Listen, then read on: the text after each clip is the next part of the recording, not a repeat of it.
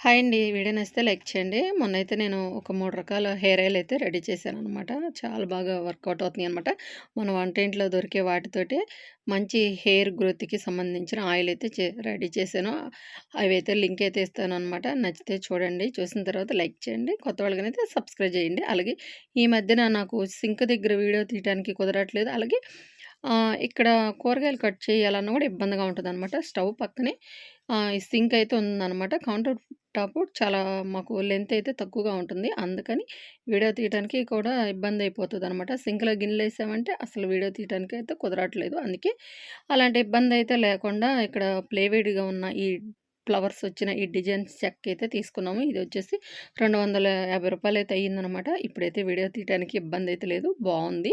సాయంత్రం అయింది గదా! ఇక నా సామాను అన్నీ బయటైతే వేశాననమాట. సింక్‌లో అయితే ట్యాప్ లేదు. అందుకని కడగటానికైతే వీలు కాదనమాట. మా ఊర్లో అయితే ఇంటింటికి కుళాయి అయితే వేశారు. ఇక ఈరోజే మేము ఈ కుళాయి అయితే వేపిచ్చామనమాట. అంటే మేమే చేసుకున్నాంలెండి. ఇక నా సాయంత్రం వాటర్ అయితే వచ్చినాయి గదా! ఇక నా మొక్కలకి ఉదయం, సాయంత్రం పూట ఇప్పుడు సమ్మర్ స్టార్ట్ అయింది కాబట్టి ఉదయం, సాయంత్రం పూట అయితే ఖచ్చితంగా వాటర్ అయితే పెడితేనే ఆ మొక్కలు ఈ సమ్మర్‌కి తట్టుకుంటాయి. ఇక ఎలాగో వాటర్ వస్తున్నాయి గదా! ఇక ఈ పైప్ అయితే ఇలా వేసేసాను.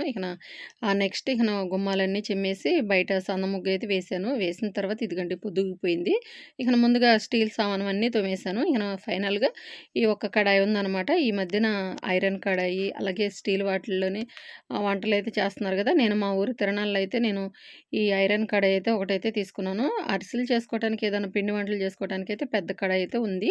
అది పద్దాకైతే వాడం గదా! అందుకని ఈ చిన్నదైతే తీసుకున్నాననమాట. ఏదన్నా ఫ్రై కూరలు ఏదైనా డ్రీ ఫ్రై ఐటెమ్స్ అయితే చేసుకోవటానికి ఇది బావుంటుంది గదా! ఇప్పుడైతే నిమ్మకాయి, సాల్ట్ తోటైతే ఇది నీట్‌గా ఇలా క్లీన్ అయితే చేశాను. బావుంది.